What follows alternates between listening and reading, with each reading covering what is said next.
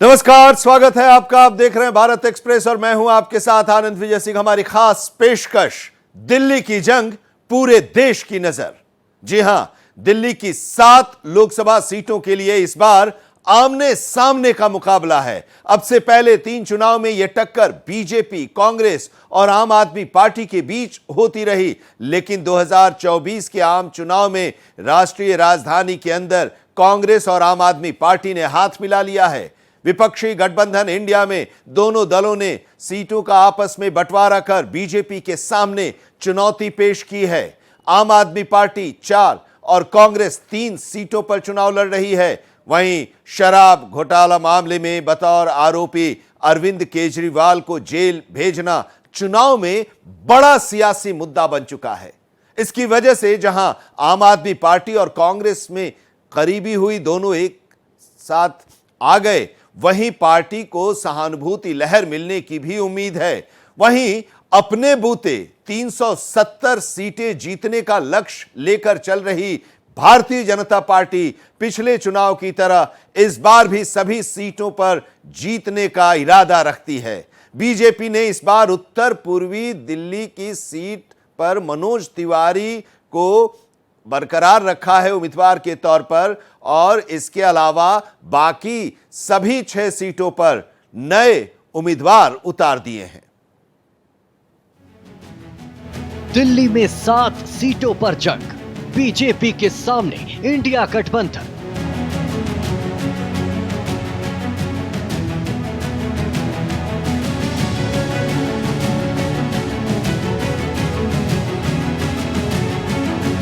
दिल्ली पर देश की नजर, परिणामों का दूर तक असर।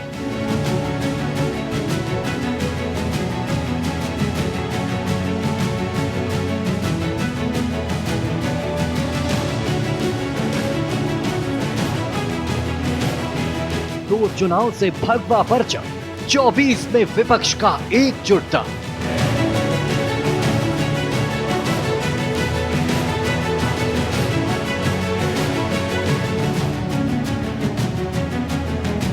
कांग्रेस आपने मिलाया हाथ, 3 से 4 फॉर्मूले से उम्मीदवार।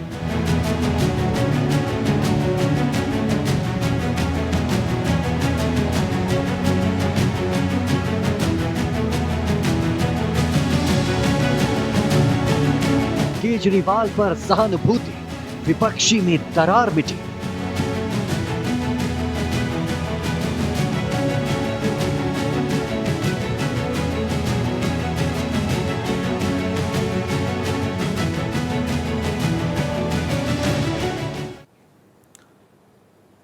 देश की राजधानी होने की वजह से दिल्ली की हर सियासी खबर पूरे देश में सुर्खी बन जाती है। इस बीच मुख्यमंत्री अरविंद केजरीवाल का गिरफ्तार हो जाना पूरे विपक्ष को एकजुट कर गया। नतीजतन दिल्ली की सभी 7 लोकसभा सीटों पर बढ़त में रही बीजेपी को आम आदमी पार्टी और कांग्रेस की साझा टक्कर का सामना करना पड़ रहा है। दिल्ली में भ्रष्टाचार बनाम अत्याचार की जंग है। दिल्ली सरकार केंद्र पर दबाव और तानाशाही का आरोप लगा रही है। वहीं बीजेपी का कहना है कि केजरीवाल सरकार पूरी तरह करप्शन में डूबी हुई है। इन सब के बीच जनता है जो सब कुछ देख रही है। लोकसभा चुनाव के लिए तमाम सियासी दलों ने प्रचार में पूरा दम झोंक दिया है, लेकिन दिल्ली में मुख्यमंत्री अरविंद केजरीवाल जेल के अंदर है। बीजेपी भ्रष्टाचार को मुद्दा बनाकर राज्य सरकार पर हमलावर है। साथ में केंद्र की मोदी सरकार अपने बड़े फैसलों के बल पर जनता से समर्थन मांग रही है। बीजेपी ने दिल्ली के चुनावी मैदान में 6 नए चेहरों को उतारा है। सिर्फ मनोज तिवारी अपना टिकट बचाने में कामयाब रहे। मनोज तिवारी इस बार के चुनावी मैदान में नरेंद्र मोदी सरकार के जनहित कामों को लेकर जन समर्थन मांग रहे हैं। आप सोचो, आपके माता पिता जब बुजुर्ग होंगे तो आपको टेंशन होगा ना कि अगर यार कहीं बाबूजी माताजी बीमार हो गए तो क्या होगा, क्योंकि हम गरीबी रेखा में नहीं हैं। अब आपको चिंता करने की जरूरत छोड़ दो। आपके माता पिता बुजुर्ग होंगे, उनकी तबीयत खराब होगी तो नरेंद्र मोदी इलाज करवाएंगे 5 लाख रुपए का। आप समझिए इस देश, ये सोच के आपको कितना बड़ा सुरक्षा की भावना आ गई। इस देश में मैक्सिमम लोग पैसा इसलिए कमाते हैं कि हमारे माता पिता जब बुजुर्ग हों, वो बीमार हों, तो हम उनको इलाज करा के और स्वस्थ रख सकें। अब ये जिम्मेदारी सरकार को छोड़ दीजिए, मोदी सरकार है, मोदी है तो मुमकिन है। सिर्फ बुजुर्ग की बात ही नहीं, सभी वर्गों की बात जो की है संकल्प पत्र में, तो क्या लगता है कि बीजेपी एक मजबूत दावेदार बन? संकल्प पत्र का तो हर पन्ना पढ़े लोग, लेकिन मैं कुछ लाइनें कि अब मुद्रा लोन में बिना गारंटी के 20 लाख मिलेगा 10 लाख की जगह। आप समझ रहे हो, हर घर में एक उद्योगपति खड़ा हो जाएगा। स्किल्ड बनो, अपना काम शुरू करो। कहाँ नौकरी मांगते चल रहे हो? ये लो 20 लाख रुपया कमा करके दे देना। लेकिन विपक्ष जो है, विपक्ष ने कटाक्ष किया, ये सिर्फ वायदे हैं। नरेंद्र मोदी जी की गारंटी है और ये गारंटी पूरी होने की गारंटी है। विपक्ष भ्रष्टाचार करेगा या हम मनोज तिवारी भ्रष्टाचार करेगा तो भ्रष्टाचारियों को सजा देने की भी गारंटी है। वहीं बांसुरी स्वराज पीएम मोदी की अगुवाई में नारी शक्ति के उत्थान की योजनाओं को आधार बनाकर दिल्ली फतेह के साथ देश में 400 सीटें हासिल करने का दावा कर रही है। विपक्ष जो है वो शक्ति विरोधी है और भाजपा मात्र शक्ति को, नारी को नारायणी के रूप में देखता है। इसीलिए आप देखिए, नमो ड्रोन दीदी का विस्तार हो रहा है, नारी शक्ति वंदन अधिनियम इस बार लागू होगा, लखपति दीदी की जो योजनाएं 1 करोड़ की जगह टारगेट अब 3 करोड़ लखपति दीदी का बन गया है और मात्र शक्ति ही हमारा योगदान देगी और अब की बार 400 पार, फिर एक बार मोदी सरकार। लेकिन जिस तरीके से ये इन योजनाओं की बात हुई है, महिला खिलाड़ियों की बात करें, घर में अब पाइप के द्वारा गैस पहुंचाई जाएगी, ड्रोन दीदी और कई सारी जो बहुत योजनाएं हैं, उसके बाद जो पार्लियामेंट में जो बात की है महिलाओं के सशक्तिकरण की, जो बिल पास किया था, उसके बाद क्या लगता है जब आपको टिकट दिया और महिलाओं को, क्योंकि दिल्ली में 7 सीटों में से 2 महिलाओं को दिया है, तो और ज़्यादा जो है वो सशक्त अपने आप को महसूस कर रही है, क्योंकि योजनाएं भी इतनी सारी महिलाओं की बातें कर रहे हैं। देखिए, नारी शक्ति वंदन अधिनियम लागू होने से पहले ही मोदी जी ने दिल्ली में 7 सीटों में से 1 नहीं बल्कि 2 मात्र शक्तियों को खड़ा करा है चुनाव में, मुझे और मेरी आदरणीय, मेरी प्यारी कमलजीत सहरावत जी जो मेरी बड़ी बहन है। मैं आपको यही तो कहना चाहती हूँ, मोदी जी जो कहते हैं वो करते हैं, उनकी कथनी और करनी में अंतर नहीं होता। तो वहीं आम आदमी पार्टी केंद्र पर जांच एजेंसियों के दुरुपयोग का आरोप लगा रही है। पार्टी नेताओं ने अरविंद केजरीवाल को जेल भेजे जाने को चुनावी मुद्दा बना दिया है। साथ में केंद्र सरकार पर पार्टी नेताओं को तोड़ने का आरोप भी लगाया जा रहा है। ये किस तरह का अभियान आप लोगों का? देखिए, दिल्ली वालों में बहुत गुस्सा है अरविंद केजरीवाल जी की गिरफ्तारी के खिलाफ, तो इस बार वो अरविंद केजरीवाल जी की गिरफ्तारी का जवाब अपने वोट से देंगे। आप लोगों ने आरोप लगाया हुआ था कि ऑपरेशन लोटस शुरू हुआ है, कल देखने को भी मिला राजकुमार आनंद पार्टी छोड़कर चले गए और कई आरोप लगाए। देखिए, जब मैं कह रही थी कि बीजेपी ने हमें अप्रोच किया, हमें धमकी दी, तो आपको कहते प्रमाण लेके आइए, प्रमाण लेके आइए। मिल गया आपको प्रमाण? राजकुमार आनंद जी के साथ हमारी सहानुभूति है, क्योंकि हर व्यक्ति संजय सिंह नहीं हो सकता, हर व्यक्ति मनीष सिसोदिया नहीं हो सकता। आपके अपने सोर्सेस क्या कह रहे हैं, कितने राजकुमार आनंद अभी और हैं जो पार्टी छोड़ सकते हैं? देखिए, हो सकता है कि कुछ लोग हों जिनकी इतनी हिम्मत नहीं है, पर पार्टी मजबूती से खड़ी है, पार्टी मजबूती से लड़ रही है, पार्टी लोकसभा की दिल्ली की सारी सीटें जीतेगी। आम आदमी पार्टी के वरिष्ठ नेता संजय सिंह का साफ साफ कहना है, अरविंद केजरीवाल किसी भी सूरत में इस्तीफा नहीं देंगे, उन्हीं की अगुवाई में लोकसभा चुनाव लड़ा जाएगा। क्या केजरीवाल मुख्यमंत्री के पद से इस्तीफा देंगे? नहीं देंगे, देना भी नहीं चाहिए। 2 तरह का कानून थोड़ी इस देश में लागू होगा। एक तरफ मणिपुर का सीएम है, उसके राज्य में 1 साल से हिंसा हो रही है, दंगे हो रहे हैं, फसाद हो रहे हैं। कारगिल के फौजी की पत्नी को निवस्त करके घुमाया गया, उस फौजी ने बयान दिया मैंने भारत माता की तो रक्षा की, अपनी पत्नी की रक्षा नहीं कर पाया। उसको तो आप अपने कंधे पे बिठा के घुमा रहे हैं, कह रहे हैं मणिपुर का मुख्यमंत्री इस्तीफा नहीं देगा। केजरीवाल जो बिजली पे, पानी पे, शिक्षा पे, स्वास्थ्य पे, बस की फ्री यात्रा पे, बुजुर्गों की तीर्थ यात्रा पे काम कर रहे हैं, वो इस्तीफा दे दे। ये कैसा न्याय है आपका? अजय मिश्रा टेनी का लड़का, पूरी दुनिया ने देखा, 4 किसानों को कुचल के मार देता है। टेनी तो इस्तीफा नहीं देंगे, वो गृह राज्य मंत्री रहेंगे देश के। केजरीवाल इस्तीफा दे दें। पहलवान बेटियों को न्याय नहीं मिलेगा, केजरीवाल इस्तीफा दे दें।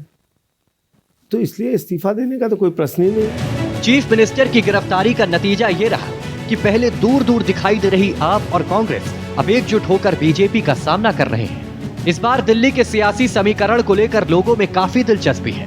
दरअसल दिल्ली की 7 सीटों पर बीजेपी का मुकाबला इंडिया गठबंधन से है। इंडिया गठबंधन के तहत कांग्रेस और आप के बीच 3-4 फॉर्मूले के तहत समझौता हुआ है। दिल्ली में चुनावी जंग काफी रोमांचक होने वाली है, क्योंकि 2014 और 2019 में सभी 7 सीटें जीतने वाली बीजेपी को कांग्रेस और आप की एकजुट चुनौती का सामना करना पड़ रहा है। बता दें कि दिल्ली में 1,47,000 पहली बार मतदान करने वाले वोटरों के साथ कुल मतदाताओं की संख्या 1,47,00,000 है। दिल्ली चुनाव में बीजेपी और आप कांग्रेस गठबंधन के बीच कड़ी टक्कर हो रही है। आम आदमी पार्टी 4 सीटों पर अपने उम्मीदवार उतारकर मजबूती से लड़ रही है, जिसमें मौजूदा विधायक और एक पूर्व सांसद भी शामिल है। गौरतलब है कि पार्टी ने दिल्ली में पहली बार एक सामान्य श्रेणी की सीट से अनुसूचित जाति के उम्मीदवार को मैदान में उतारा है। दिल्ली जल बोर्ड के उपाध्यक्ष और मालवीय नगर से विधायक सोमनाथ भारती नई दिल्ली से चुनाव लड़ रहे हैं, जबकि तुगलकाबाद से सहीराम पहलवान और पश्चिमी दिल्ली से पूर्व कांग्रेस सांसद महाबल मिश्रा चुनाव लड़ रहे हैं। वहीं एलजी और केजरीवाल सरकार के बीच चल रहे विवादों का असर आम आदमी पार्टी के उम्मीदवारों के चुनाव प्रचार अभियानों पर साफ तौर पर देखा जा रहा है। दूसरी तरफ बीजेपी ने मौजूदा चुनाव में नॉर्थ ईस्ट दिल्ली से मनोज तिवारी को छोड़कर बाकी सभी सीटों पर नए चेहरों को उतारा है। चुनावी राजनीति में बांसुरी स्वराज उम्मीदवारों में सबसे अलग है। दूसरे उम्मीदवार भले ही संसदीय चुनाव में नए हैं, लेकिन चुनावी राजनीति में उनका पहले से अनुभव है। बीजेपी के लोकसभा उम्मीदवारों में दिल्ली विधानसभा में विपक्ष के नेता रामवीर सिंह बिधूड़ी और एमसीडी से पूर्व मेयर कमलजीत सहरावत, योगेंद्र चंदोलिया और हर्षदीप मल्होत्रा शामिल हैं। इसके अलावा व्यापारी नेता प्रवीण खंडेलवाल शामिल हैं। पिछली जीत को दोहराने की क्षमता पर भरोसा करते हुए बीजेपी ने सभी 7 सीटों पर बड़े अंतर से जीत की भविष्यवाणी की है। आपको बता दें कि 2019 के चुनाव में बीजेपी ने 57% वोट हासिल किए थे। 22% वोट के साथ कांग्रेस 5 सीटों पर दूसरे स्थान पर रही, जबकि 18% वोट के साथ आम आदमी पार्टी 2 सीटों पर दूसरे स्थान पर रही। दिल्ली भाजपा प्रमुख वीरेंद्र सचदेवा आगामी चुनाव में प्रचंड जीत को लेकर आशान्वित हैं। उनका मानना है कि पार्टी का कुशल संगठन, सक्षम नेतृत्व और पीएम मोदी पर जनता का भरोसा जीत का कारण बनेगा। साथ में सचदेवा का आरोप है कि इंडी गठबंधन ने लोकसभा चुनाव में ऐसे उम्मीदवारों को टिकट दिया है जो देश तोड़ने और जातियों में मनमुटाव कराने का काम करते रहे हैं। उधर आम आदमी पार्टी के नेता जिन चुनावी मुद्दों पर जोर दे रहे हैं, उनमें सीएम केजरीवाल की गिरफ्तारी, अवैध अप्रवासियों को नागरिकता देने का प्रभाव, राष्ट्रीय राजधानी क्षेत्र दिल्ली सरकार में संशोधन शामिल है। इसके अलावा इंडिया गठबंधन बेरोजगारी और महंगाई के मुद्दे पर भी बीजेपी को घेर रहा है। अरविंद केजरीवाल की गिरफ्तारी और आम आदमी पार्टी कांग्रेस गठबंधन, ये 2 बड़े फैक्टर लोकसभा चुनाव 2024 को पिछले 2 इलेक्शन से अलग बनाते हैं। 2014 और 2019 में बीजेपी ने एक तरफा मैदान फतह करते हुए दिल्ली की सभी 7 सीटों पर कब्जा किया था। वहीं इस बार भी बीजेपी ने जबरदस्त रणनीति अपनाते हुए 6 उम्मीदवार बदल दिए हैं। इसके बावजूद आम आदमी पार्टी और कांग्रेस का एकजुट हो जाना जमीन पर कांटे की टक्कर की तरफ इशारा कर रहा है। अरविंद केजरीवाल की गिरफ्तारी ने कांग्रेस और आम आदमी पार्टी के दिल्ली नेतृत्व के बीच मतभेदों को खत्म कर दिया है और एकता की भावना को बल दिया है। जिस गठबंधन का दिल्ली कांग्रेस के कई नेताओं ने शुरुआत में विरोध किया था, उसे अब सामान्य रूप से देखा जा रहा है, क्योंकि कांग्रेस के उम्मीदवार दिल्ली के मुख्यमंत्री केजरीवाल की गिरफ्तारी के बाद पैदा हुई सहानुभूति को भुनाने की कोशिश कर रहे हैं। वहीं आम आदमी पार्टी चुनाव प्रचार के हर कार्यक्रम को अरविंद केजरीवाल की गिरफ्तारी से जोड़कर जनता से वोट का आह्वान कर रही है। आज इस वॉकथॉन के माध्यम से दिल्ली के लोग अरविंद केजरीवाल जी के लिए अपना समर्थन एक्सप्रेस करने आए हैं। भारतीय जनता पार्टी ने ये सोचा था कि वो अरविंद केजरीवाल जी को जेल में डाल देंगे तो आम आदमी पार्टी प्रचार नहीं कर पाएगी, लेकिन आज आम आदमी पार्टी नहीं प्रचार कर रही है। आज दिल्ली के लोग आम आदमी पार्टी के लिए प्रचार कर रहे हैं, अरविंद केजरीवाल जी के लिए प्रचार कर रहे हैं। दिल्ली के लोग चुनाव लड़ रहे हैं और दिल्ली के लोग चुनाव जीतेंगे। आज अरविंद केजरीवाल जी को जिस तरह से जेल भेजा है, हम लोग दिल्ली के अंदर कैंपेन चला रहे हैं कि जेल का जवाब वोट से दें। इसलिए आज हमारी पार्टी का यूथ विंग यहाँ पे एक वॉकेथन ऑर्गेनाइज कर रहा है, जिसके अंदर हमारे साउथ दिल्ली के और नई दिल्ली के दोनों के लोक सभा प्रत्याशी रहेंगे। कांग्रेस और आम आदमी पार्टी दोनों ही पिछले लोकसभा चुनाव में कमाल नहीं कर सकी थी, लेकिन इस चुनाव में दोनों पार्टियां बेहतर प्रदर्शन की उम्मीद कर रही हैं। लेकिन इसके लिए सबसे ज्यादा जरूरी है वोटों का निर्बाध रूप से ट्रांसफर होना और गठबंधन के पक्ष में सहानुभूति लहर। दिल्ली के सियासी समीकरण समझने के लिए अतीत को जानना बहुत जरूरी है। सबसे पहले बात करते हैं 2014 के चुनाव की। 2014 लोकसभा चुनाव में भारतीय जनता पार्टी ने दिल्ली की सभी 7 सीटों पर जीत हासिल की थी, जबकि आम आदमी पार्टी सभी सीटों पर दूसरे नंबर पर रही थी। वहीं बीजेपी को 46%, आम आदमी पार्टी को 33% और कांग्रेस को 15% वोट मिले थे। 2019 के लोकसभा चुनाव में भाजपा ने एक बार फिर सभी 7 सीटों पर जीत का परचम लहराया था। इसमें कांग्रेस 5 पर और आम आदमी पार्टी 2 सीटों पर दूसरे नंबर पर रही थी। इस चुनाव में बीजेपी को 57%, आप को 18% और कांग्रेस को 23% वोट मिले थे। अब बात 2024 लोकसभा चुनाव की, जिसमें आम आदमी पार्टी और कांग्रेस गठबंधन के तहत मैदान में है। आम आदमी पार्टी 4 सीटों पूर्वी दिल्ली, पश्चिमी दिल्ली, दक्षिणी दिल्ली और नई दिल्ली पर चुनाव लड़ रही है। कांग्रेस 3 सीटों चांदनी चौक, उत्तर पूर्वी दिल्ली और उत्तर पश्चिमी दिल्ली पर चुनावी मैदान में है। किसी भी गठबंधन के सफल होने के लिए सहयोगी पार्टियों के बीच वोटों का निर्बाध हस्तांतरण होना चाहिए। दिल्ली में स्विंग वोटरों का प्रतिशत बहुत ज्यादा है, जो अलग अलग चुनाव में अलग अलग पार्टियों को वोट देते हैं। 2019 के लोकसभा चुनाव में भाजपा को 18% और कांग्रेस को 18% वोट देने वाले 36% मतदाताओं ने 2020 के विधानसभा चुनाव में आपको वोट दिया था। दिल्ली में आम आदमी पार्टी और कांग्रेस के बीच लगभग 100% वोट कुछ खास वजहों से ट्रांसफर हो सकते हैं। दरअसल 2019 में कांग्रेस और आम आदमी पार्टी के खाते में जो वोट आए थे वो बड़े पैमाने पर बीजेपी विरोधी वोट थे। बीजेपी विरोधी वोटर्स ने 5 सीटों पर कांग्रेस उम्मीदवारों का समर्थन किया। इन वोटरों का मानना था कि कांग्रेस के कैंडिडेट आम आदमी पार्टी उम्मीदवारों की तुलना में जीतने के ज्यादा योग्य हैं। इसके चलते कांग्रेस के कैंडिडेट दूसरे स्थान पर पहुंच गए। इसी तरह का तर्क बीजेपी विरोधी मतदाताओं ने दिल्ली की दूसरी 2 सीटों पर भी लागू किया गया, जहां आम आदमी पार्टी उपविजेता थी। वहीं दिल्ली में आम आदमी पार्टी कांग्रेस और छोटी पार्टियों को नुकसान पहुंचाकर बड़े कद तक पहुंची है। 2019 के आम चुनाव में कांग्रेस को 23% वोट शेयर मिला, जो 2009 की तुलना में 34% का नुकसान दिखाता है। वहीं बीजेपी को 57% वोट शेयर मिला, जो 2009 के मुकाबले 22% का लाभ दिखा रहा है। वहीं आम आदमी पार्टी ने 18% वोट शेयर हासिल किया, जो 2009 के मुकाबले 18% का लाभ दिखाता है। इसी तरह 2020 के विधानसभा चुनाव में कांग्रेस को 4% वोट शेयर मिला, जो 2008 की तुलना में 36% का नुकसान है। वहीं भाजपा को 39% वोट मिला, जो 3% का लाभ है। वहीं आम आदमी पार्टी को 54% वोट शेयर मिला, जो 3% का लाभ था। बता दें कि कांग्रेस और आम आदमी पार्टी के वोट काफी हद तक एक दूसरे के पूरक हैं। कांग्रेस के पारंपरिक वोटर में अनुसूचित जाति, अनुसूचित जनजाति और अल्पसंख्यक हैं, जो कि दोनों पार्टियों के बीच बटे हुए हैं और आसानी से एक दूसरे को ट्रांसफर हो सकते हैं। अब बात 2024 के लोकसभा चुनाव में बन रहे समीकरण की। हालिया मुकाबले में कामयाबी के लिए इंडिया गठबंधन को बीजेपी के वोट बैंक में सेंध लगानी होगी। सीटों के आधार पर विश्लेषण करें तो चांदनी चौक 9% मार्जिन, उत्तर पूर्वी दिल्ली 12% मार्जिन, नई दिल्ली 12% मार्जिन और पूर्वी दिल्ली 14% मार्जिन में इंडिया ब्लॉक को करीबी मुकाबले का सामना करना पड़ सकता है, क्योंकि इन सीटों पर मार्जिन के आंकड़े 2019 में बीजेपी को मिले 16% के औसत अंतर से कम है। वहीं दक्षिणी दिल्ली, पश्चिमी दिल्ली और उत्तर पश्चिमी दिल्ली में बीजेपी भारी अंतर से बढ़त हासिल कर सकती है। लोकसभा चुनाव शुरू होने से पहले हुए सर्वे के मुताबिक 52% मतदाताओं को लगता है कि केजरीवाल की गिरफ्तारी के कारण उनके पक्ष में सहानुभूति जा सकती है, जो कि 41% के संयुक्त वोट शेयर से 11% ज्यादा है। अगर इंडिया ब्लॉक के पक्ष में 6% का झुकाव होता है तो अलायंस चांदनी चौक और नई दिल्ली सीटें जीत सकता है।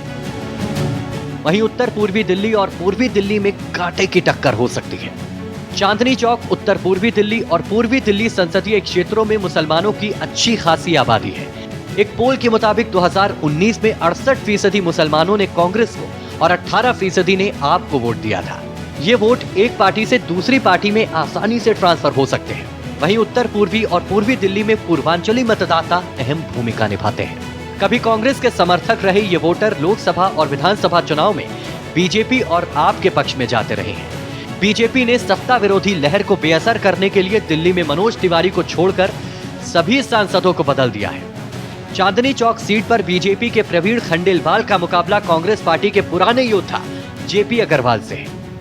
नई दिल्ली सीट पर बीजेपी ने सुषमा स्वराज की बेटी बांसुरी स्वराज को टिकट दिया है, जो आप सरकार में मंत्री सोमनाथ भारती के खिलाफ चुनावी मैदान में है। उत्तर पूर्वी दिल्ली सीट पर बीजेपी के मनोज तिवारी को दोबारा टिकट मिला है। उनका मुकाबला कन्हैया कुमार से है। पूर्वी दिल्ली सीट पर बीजेपी के हर्ष मल्होत्रा की टक्कर आपके कुलदीप कुमार से है। उत्तर पश्चिमी दिल्ली में बीजेपी के योगेंद्र की भिड़ंत कांग्रेस पार्टी के उदित राज से है। पश्चिमी दिल्ली में आम आदमी पार्टी ने कांग्रेस के पूर्व कद्दावर नेता महाबल मिश्रा को टिकट दिया है, जो बीजेपी की कैंडिडेट कमलजीत सहरावत से मुकाबला कर रहे हैं। दक्षिणी दिल्ली में बीजेपी ने रामवीर सिंह बिधूड़ी को टिकट दिया है। उनका मुकाबला आम आदमी पार्टी के सहीराम पहलवान से है। लोकसभा चुनाव के मतदान से ठीक पहले दिल्ली कांग्रेस अपने नेताओं की नाराजगी के चलते संकट में फंस गई है। प्रदेश अध्यक्ष अरविंदर सिंह लवली के बाद कई और नेताओं के पद से इस्तीफे का सिलसिला भी जारी है। वहीं अरविंद केजरीवाल की पत्नी सुनीता केजरीवाल ने चुनाव प्रचार में उतरकर चुनावी जंग को नया मोड़ दे दिया है। कांग्रेस नेता और उम्मीदवार कन्हैया कुमार और उदित राज, ये दोनों कांग्रेस के उम्मीदवार घोषित किए गए और इनकी उम्मीदवारी पर सवाल उठाया जा रहा है कांग्रेस के अंदर से ही। वहीं सुनीता केजरीवाल उन्हीं कन्हैया कुमार के लिए रोड शो भी कर रही हैं। दिल्ली की सभी 7 सीटों पर 25 मई को लोकसभा के चुनाव होने हैं। उससे पहले दिल्ली कांग्रेस में घमासान मचा है। नाराज नेता एक एक कर पार्टी छोड़ रहे हैं। इस बीच अरविंदर सिंह लवली के बाद अब दिल्ली की 2 लोकसभा सीटों के पर्यवेक्षकों नीरज बसोया और नसीब सिंह ने पार्टी से इस्तीफा दे दिया है। दोनों नेताओं ने पार्टी अध्यक्ष मल्लिकार्जुन खड़गे को लिखे अलग अलग पत्रों में पार्टी को छोड़ने के लिए कांग्रेस के आम आदमी पार्टी गठबंधन को मुख्य रूप से जिम्मेदार ठहराया है। बता दें कि पार्टी से 2 इस्तीफे ऐसे समय में आए हैं जब वरिष्ठ कांग्रेस नेता अरविंदर सिंह लवली ने केंद्रीय नेतृत्व के साथ मतभेदों के चलते दिल्ली इकाई प्रमुख पद से इस्तीफा दे दिया है।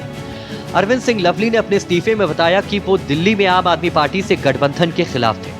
साथ ही दिल्ली की 2 सीटों पर बाहरी व्यक्ति कन्हैया कुमार और उदित राज को लेकर भी अरविंदर सिंह लवली ने अपने इस्तीफे पत्र में निशाना साधा था। प्रदेश कांग्रेस अध्यक्ष अरविंदर सिंह लवली के इस्तीफे से लोकसभा चुनाव में पार्टी के प्रचार अभियान को भी झटका लगना तय है। वहीं दूसरी तरफ मुख्यमंत्री अरविंद केजरीवाल की पत्नी सुनीता केजरीवाल रोड शो के जरिए इंडिया ब्लॉक के उम्मीदवारों के लिए वोट मांग रही हैं। अरविंद केजरीवाल के बाद पार्टी प्रचार में उतरी सुनीता केजरीवाल पर तमाम वोटरों की निगाहें टिकी हुई हैं। आपके मुख्यमंत्री मेरे पति अरविंद केजरीवाल को इन्होंने महीने भर से जबरदस्ती जेल में डाल दिया। अभी तक किसी कोर्ट ने इनको दोषी नहीं कहा। कह रहे जांच चल रही है। अगर जांच 10 साल चलेगी तो क्या 10 साल जेल में रखेंगे?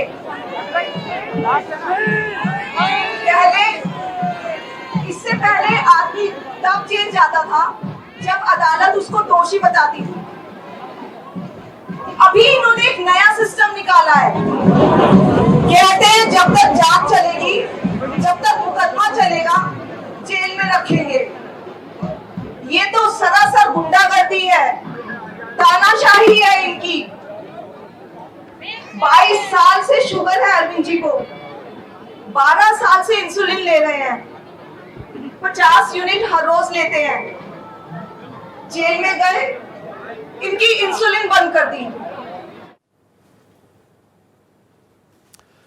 दिल्ली में लोकसभा की 7 सीटें हैं, लेकिन यहां के परिणाम का असर पूरे देश पर पड़ता है। जिस तरह कहने को अरविंद केजरीवाल एक केंद्र शासित प्रदेश के मुख्यमंत्री हैं, लेकिन उनके मुख्यमंत्री बनने और जेल जाने की खबर का असर देश समेत विदेशों और संयुक्त राष्ट्र संघ में भी देखा गया। इसलिए दिल्ली की जंग में बीजेपी और इंडिया गठबंधन ने पूरी ताकत झोंक रखी है। अतीत के 2 चुनाव में दिल्ली की जनता ने पूरी तरह कमल पर भरोसा किया, लेकिन सीएम की गिरफ्तारी और कांग्रेस और आम आदमी पार्टी का एकजुट हो जाना इस बार मुकाबले को रोचक बना रहा है। हमारी खास पेशकश दिल्ली की जंग पूरे देश की नजर में अभी इतना ही। देश दुनिया की खबरों के लिए आप देखते रहिए भारत एक्सप्रेस।